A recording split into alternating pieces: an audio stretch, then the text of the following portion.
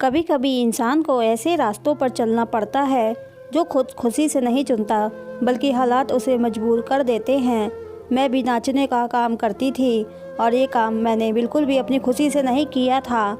मैं पैदा ही एक नाचने वाली के घर पर हुई थी और इसलिए मजबूरन मुझे भी नाचने का काम ही करना पड़ा था। मेरी माँ चाहती थी कि मैं पढ़ूँ लिखूँ और कोई इज्जत से काम कर सकूँ, लेकिन ये समाज हम जैसे लोगों को ना ही पढ़ने लिखने देता है और ना ही इज्जत से पैसा कमाने देता है।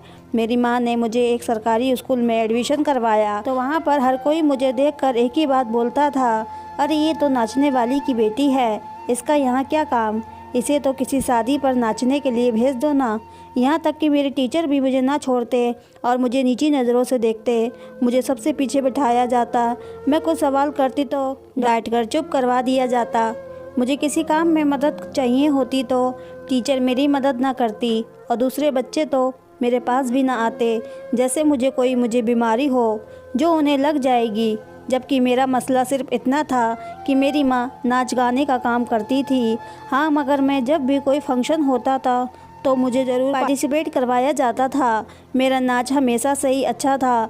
मैं तो अपनी माँ के पेट में थी जब भी मैं नाच किया करती थी, इसलिए ये मेरे खून में बसा हुआ काम था। मैं स्कूल के हर फंक्शन में खूब नाचती।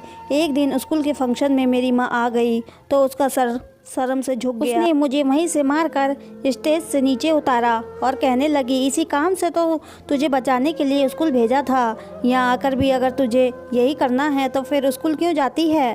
मैंने रोते हुए माँ से कहा कि मुझे तो मास्टर जी ने नाचने को कहा था। माँ ने मास्टर जी को बुरा भला कहा तो वह उल्टा मेरी माँ पर बरस पड़े और कहने लगे, जो काम तेरी बेटी को आता है हम वही तो करवाएंगे ना, और फिर अब स्कूल में फंक्शन है तो कोई तो डांस करेगा ना, तो तेरी बेटी ही क्यों नहीं, अब इज्जतदार घराने की बच्चों को तो हम नाचने का नहीं कह सकते ना।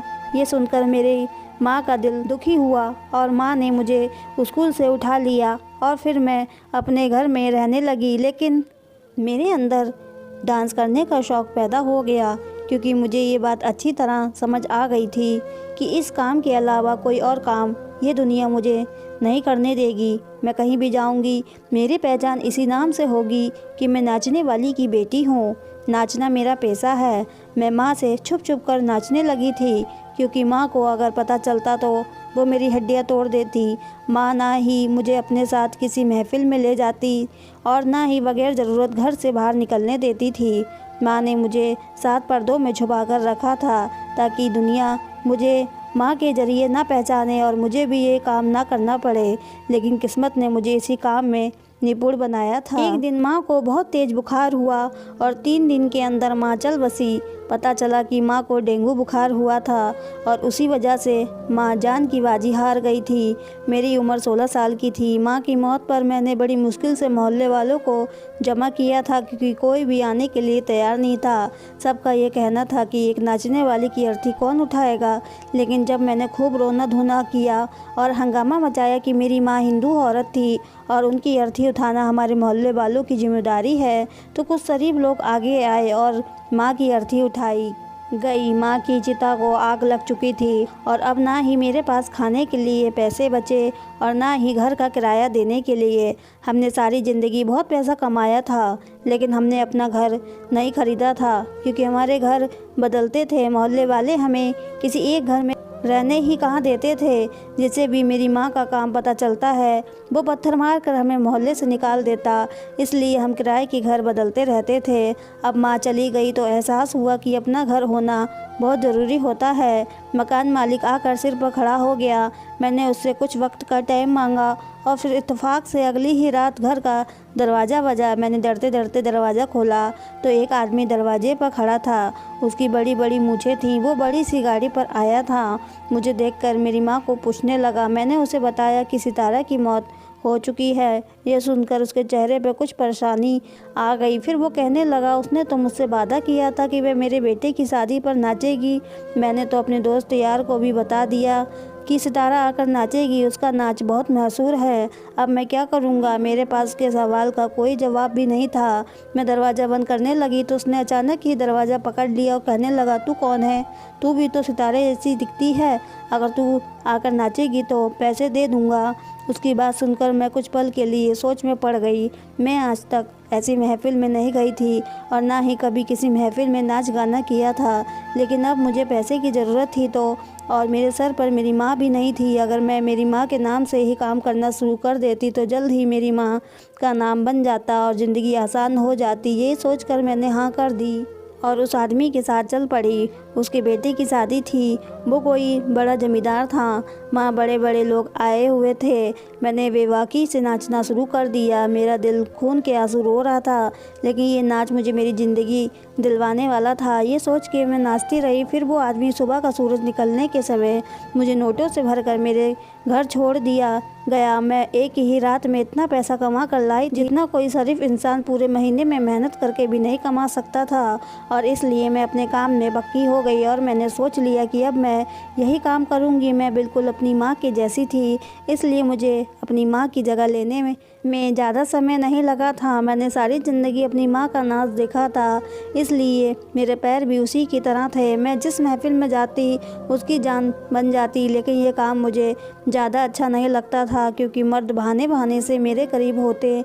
मैं नाचने लगती तो वो मुझे छूने की कोशिश करते। वो अपने कमरे में मेरा नाच रखवाते और कभी कभी तो ज़बरदस्ती मेरे साथ फ़ोटो खिंचवाने के बहाने मेरे इतने पास आ जाते कि मेरे लिए सांस लेना भी मुश्किल हो जाता। लेकिन मैं कुछ ना कर पाती क्योंकि मुझे इस काम के पैसे भी मिलते थे। मैं अपनी माँ के जैसे ही होती जा रही थी। सारा दिन सोई पड़ी रहती और सारी रात महफ़िल में खूब रौनक लगाती। मेरे पास पैसा बहुत आ गया था, लेकिन अगर कुछ नहीं था तो वह सुकून। मेरी ज़िंदगी में बिल्कुल भी सुकून नहीं रहा था। हर वक्त मेरी अंतरात्मा बेचैन रहती और अब मुझे समझ में आ गया था कि मेरी माँ मुझे इस काम से क्यों दूर रखना चाहती थी। मैंने भी उसे इस तरह बेचैन और तड़पते हुए देखा। शायद मेरी माँ भी ये काम खुशी से नहीं करती होगी। खैर, अब इस काम के सिवा तो मेरे पास कुछ भी नहीं था, इसलिए बड़ी मजबूरी में ही सही लेकिन मैं ये काम कर रही थी। फिर एक दिन कमिश्नर के बेटे की शादी थी। शादी से एक रात पहले मर्दों की महफ़िल रखी गई थी और इस महफ़िल में मुझे ख़ास तौर पर बुलाया गया था। मैं तैयार होकर इंतज़ार कर रही थी कि मेरे लिए कोई गाड़ी आएगी, क्योंकि मुझे जो भी महफ़िल में बुलाता था वो घर से लेता था और घर पर ही छोड़ जाता था।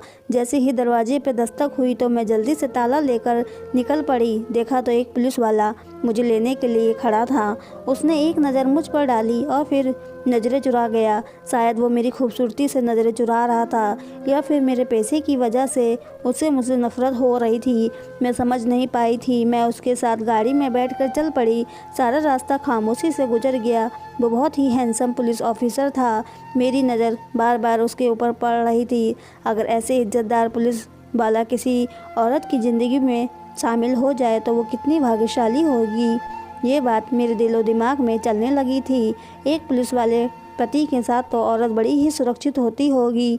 मैं तो बिल्कुल ही सुरक्षित नहीं थी। हर महफ़िल में न जाने कितने ही मर्द मेरे साथ ऐसा कुछ कर जाते, जिसे बताते हुए भी मुझे शर्म आती थी। मैं महफ़िल में पहुंची तो मुझे देखकर हर कोई तालियां बजाने लगा।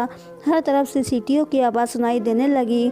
खूब ज़ोर शोर से गाने चलाए गए और फिर मैंने नाचने से वहाँ मौजूद एक एक इंसान झूमने लगा। लेकिन अगर कोई इंसान चुप था तो वो पुलिस ऑफिसर था, जो काफ़ी दूर खड़ा बस मुझे ही घूर रहा था। लेकिन ना ही उसके चेहरे पर कोई खुशी थी, ना ही कोई जोश।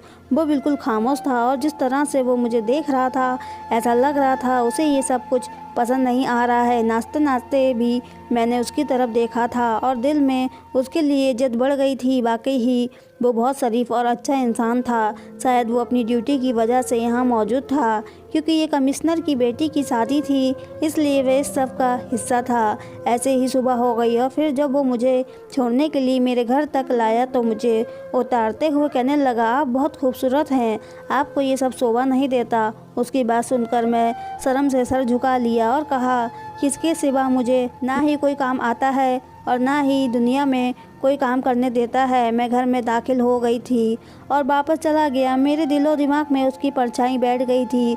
मैं सोच रही थी कि क्या पता अब मैं उससे कभी देख सकूंगी या नहीं। या फिर अगले ही शाम मेरे दरवाजे पर दस्तक हुई तो मैंने देखा कि फूलों के गुलदस्ते के साथ कीमती उपहार था। मैं हैरान थी ये किसने भेजा है, और जब खोल कर देखा तो उसमें कार्ड में हिंदी में लिखा था, इसलिए मैं थोड़ा बहुत पढ़ सकती थी। उसमें लिखा था कि आप पर ये चीज़ शोभा नहीं देती, लेकिन महफिल नहीं तन्हाई में खुद ब खुद मेरे चेहरे पर मुस्कुराहट फैल गई थी, क्योंकि इन शब्दों ने मुझे बता दिया था कि ये उपहार किसने भेजा है। मेरा दिल खुशी से खिल उठा। ऐसा लग रहा था जैसे मेरी बंजर ज़िंदगी में बाहर आ गई। मैंने उसको उठाया, वो पायल थी। मैंने जल्दी से अपने पैरों में पहन लिया। काश कि ये इंसान मेरी ज़िंदगी का हिस्सा बन जाता और हमेशा के लिए मुझे अपना लेता। मैंने दिल में ये प्रार्थना की थी और शायद प्रार्थना कबूल होने का ही कोई पल था, क्योंकि उस दिन के बाद इस तरह के उपहार आना शुरू हो गए थे। और फिर एक दिन वो खुद चला आया। उसे देखकर मेरी खुशी के सीमा ना रही थी। हम दोनों की मुलाकातों का ना रुकने वाला सिलसिला शुरू हो गया था। वो चाहता था कि मैं इज्जत की ज़िंदगी गुजारूं और इस नाच गाने से निकल आऊं। मैं भी यही चाहती थी, इसलिए मैंने उससे शादी की बात की और वो शादी के लिए तैयार हो गया। मेरे लिए इससे बढ़कर और क्या हो सकता था कि मुझे हमेशा के लिए सुरक्षा मिलने वाली थी। और फिर एक दिन उसने चुपके से मुझसे शादी कर ली। मैं अब उसके घर जाना चाहती थी और इज्जत की ज़िंदगी गुजारना चाहती थी। उसने कहा कि वो अगले ही दिन मुझे अपने साथ घर ले जाएगा। मैंने अपना सारा घर लॉक किया और कुछ ज़रूरी सामान बांधा और उसका इंतज़ार करने लगी। रात के अंधेरे में वह मुझे लेने के लिए आ गया। वह मुझे लेकर एक बहुत दूर दराज इलाके में पहुंच गया। वहाँ एक छोटा सा घर था। मैं उसके अंदर दाखिल हुई तो कुछ हैरान हुई, क्योंकि वहाँ कई सारी लेडी पुलिस बैठी हुई थी। घर के अंदर लेडी पुलिस का देखकर मैं हैरान रह गई। मेरे पति तो मेरे पीछे अंदर ही नहीं आया था, वो गाड़ी लॉक करने के लिए रुका था। वो पुलिस वाली औरतें मुझे ज़बरदस्ती एक कमरे में लेकर गई और मेरी जान निकल गई। मेरी चीखों से सारा घर गूंज उठा था। 2 घंटे मैंने तकलीफ़ में गुजारे थे। मुझे समझ नहीं आ रहा था कि मेरे साथ ऐसा क्यों हुआ है। मैंने तो अपनी खुशी से अपने आप को सुरक्षा देने के लिए पीयूष से शादी की थी, लेकिन ना जाने वो कहाँ चला गया था। मुझे इन औरतों के सहारे छोड़ गया था। औरतें मुझे टॉर्चर कर रही थी और मुझसे ऐसे सवाल कर रही थी जिनके जवाब मेरे पास नहीं थे। मैं उनकी किसी भी सवाल का जवाब नहीं दे सकी। तो उनमें से एक लेडी इंस्पेक्टर ने किसी को फ़ोन मिलाया और कहने लगी, पीयूष, ये लड़की इतनी सीधी नहीं है। तुम इसे मासूम कह रहे थे, ये ज़ुबान खोलने को भी तैयार नहीं है। हम इस पर हर तरह का टॉर्चर कर चुके हैं।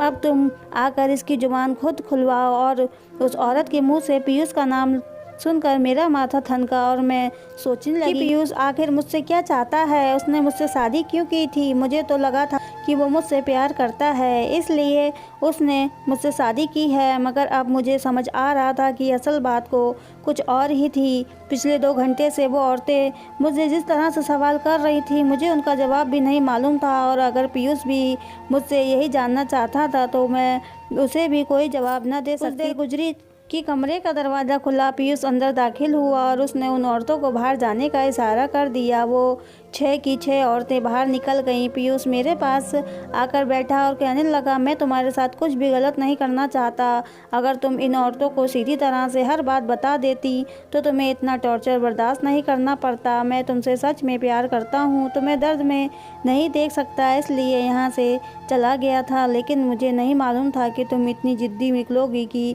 किसी सवाल का जवाब नहीं दोगी। मैंने रोते हुए पीयूष से कहा, तुमने मेरे साथ धोखा किया। शादी के नाम पर तुमने मुझे इन औरतों के हवाले कर दिया। ये क्या पूछना चाहती हैं? मुझे सच में नहीं पता है।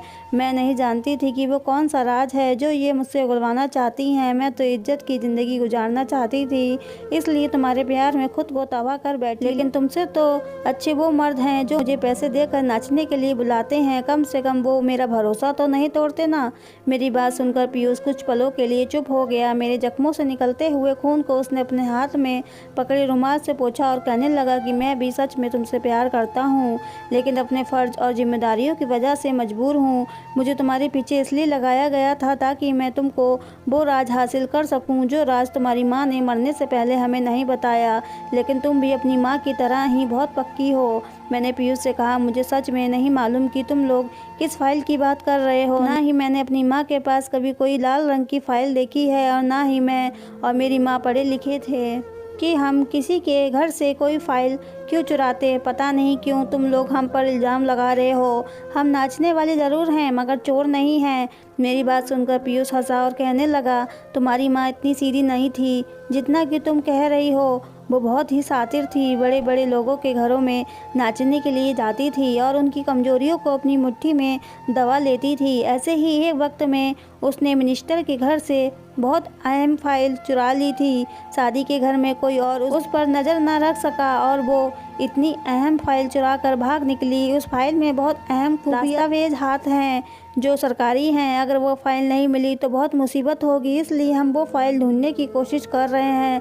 जिस दिन मैं तुम्हें लेने के लिए तुम्हारे घर आया था, उस दिन मुझे पता चला कि तुम सितारा की बेटी हो, इसलिए मैंने जानबूझकर तुमसे मोहब्बत का ढोंग रचाया ताकि बातों बातों में तुमसे फ़ाइल के बारे में मालूम कर सकूं। मैंने बहुत बार तुमसे पूछना चाहा, लेकिन तुम हर बार ही बात को ख़त्म कर देती, इसलिए मैंने तुमसे शादी कर ली ताकि मैं राज उगलवा सकूं। लेकिन अब ऊपर से दबाव बहुत ज़्यादा बढ़ गया है और हम फाइल के बारे में फ़ौरन जानना ज़रूरी है, इसलिए मैंने तुम्हें इन लेडी पुलिस ऑफिसर के हवाले कर दिया। अगर इन्हें हमारी शादी का ना पता होता तो ये तुम पर इससे भी ज़्यादा टॉर्चर करती और ये राज उगलवा लेती। अब तुम खुद मुझे बता दो कि वह लाल फाइल कहाँ है ताकि तुम्हारी जान छूट जाए और मैं तुम्हें अपने घर ले जाऊं। पीयूष ने बहुत मोहब्बत से मेरे गालों पर हाथ फेरा तो मेरी आंखों से आंसू टपकने लगे। मुझे सच में किसी फाइल के बारे में मालूम ही नहीं था, तो मैं उसे क्या बताती। मुझे तो यही नहीं पता था कि मेरी माँ ऐसी कोई भी हरकत करती है। मैंने तो कभी उसे कोई सामान घर लाते नहीं देखा था। पीयूष के हर बार पूछने पर मैंने उसे यही जवाब दिया तो वो बहुत ज़्यादा गुस्से में आ गया और उससे मेरे मुंह पर जोरदार तमाचा मारा और कहने लगा, अगर तुमने ये राज ना बताया तो मुझे तुम्हें तलाक देना होगा और फिर तुम जेल की सलाखों के पीछे होगी। ये सुनकर मेरे कदमों तले से ज़मीन निकल गई और इस डर से कि कहीं वो मुझे तलाक न दे दे, मैंने झूठ कह दिया कि मुझे उस फाइल का पता है। मेरी बात सुनकर उसके चेहरे पे चमक आ गई। मैंने उससे कहा कि मेरी माँ ने वो फाइल चुराई ज़रूर थी, लेकिन वो उस फाइल को घर नहीं लाई थी, बल्कि उसने रास्ते में ही वो फाइल किसी को दे दी थी। वो कौन था और मेरी माँ ने ऐसा क्यों किया था ये मैं भी नहीं जानती। मैंने पूरी तरह झूठ कहकर अपनी जान बचाई थी ताकि मेरा रिश्ता बच जाए।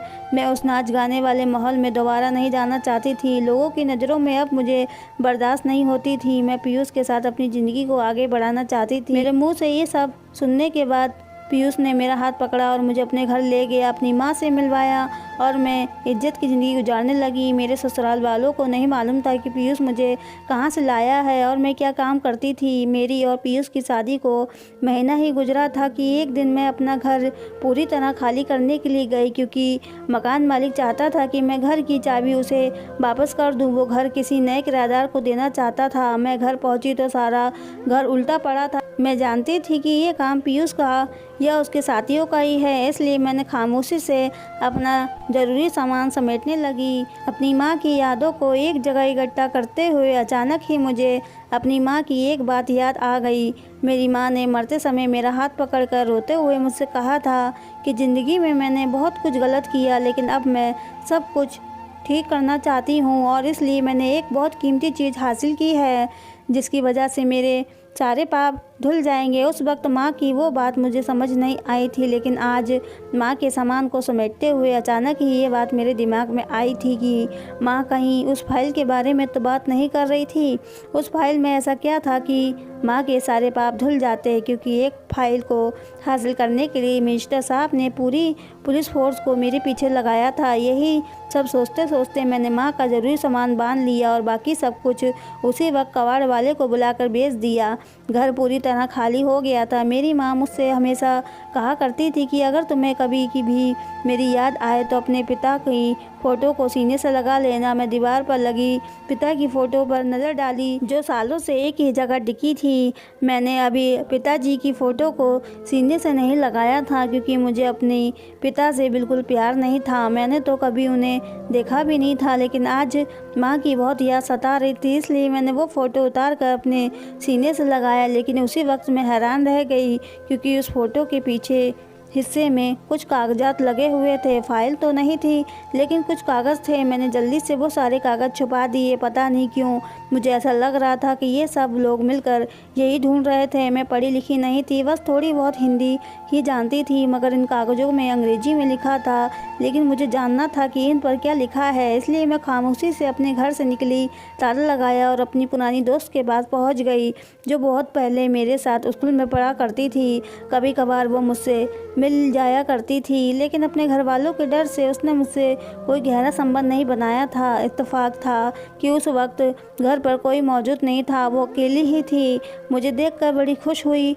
उसे मेरी शादी की खबर मिल चुकी थी। मैंने जल्दी से उसे वो कागज़ दिखाया और कहा कि मुझे पढ़कर बताओ इस पर क्या लिखा है। मेरे कहने पर उसने तेज़ आवाज़ में पढ़ना शुरू किया और मेरे सर पर आसमान गिर पड़ा, जिसमें मिनिस्टर के सारे काले कारनामों की गठरी थी। अपनी पोस्ट का फ़ायदा उठाकर मिनिस्टर लड़कियों का कारोबार कर रहा था। इस बात की खबर मेरी माँ को हो गई थी। मेरी माँ ने वो फाइल चुरा ली जिस पर सारी बात लिखी थी कि लड़कियों को कब कहाँ से अगवा करके कहाँ पहुँचाया गया था। मेरी माँ अपने नाचने के काम को पसंद नहीं करती थी, लेकिन बहुत मजबूरी में वो ये काम कर रही थी और अब उसे ये लगा कि वह कुछ ही दिनों की मेहमान है, तो अपने पाप को धोने के लिए उसे ये रास्ता नज़र आया और उसने ये फाइल चुरा ली ताकि पुलिस के हवाले कर सके। लेकिन इससे पहले ही वो इस दुनिया से चली गई और अब मैं जान गई थी कि अगर ये फाइल पुलिस वालों को भी मिल गई तो कोई भी मिनिस्टर के खिलाफ कार्रवाई नहीं करेगा, क्योंकि यहाँ कानून सच में ही अंधा था।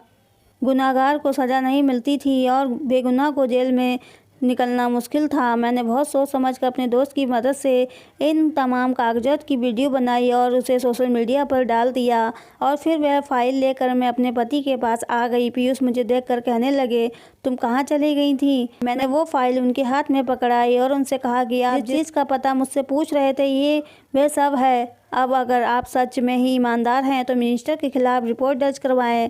वो सब पढ़कर पीयूष भी शॉक हो गए। उन्हें यही बताया गया था कि ये बहुत अहम कागजात इसे खोलने की भी अनुमति नहीं है, लेकिन जब मैंने उन्हें सब कुछ बताया तो उन्होंने सारे कागजात खुद चेक किए। उन्होंने मिनिस्टर साहब के खिलाफ रिपोर्ट भी दर्ज कर ली। अब आगे इस मामले में क्या होगा क्या नहीं ये हम दोनों नहीं जानते थे। पीयूष पर ऊपर से बहुत प्रेशर है कि इस मामले को दबा दिया जाए, लेकिन वह ईमानदारी से अब तक अपने फैसलों पर डटा है। लेकिन उन्हें कब तक पैरों पर खड़ा रहने दिया जाएगा यह मैं भी नहीं जानती थी। हमारे मुल्क में ईमानदारी से नौकरी करने को इस कदर मुश्किल बना दिया गया है कि अगर कोई इंसान सही रास्ते पर चलना भी चाहे तो उसे नौकरी से निकाल दिया जाता है।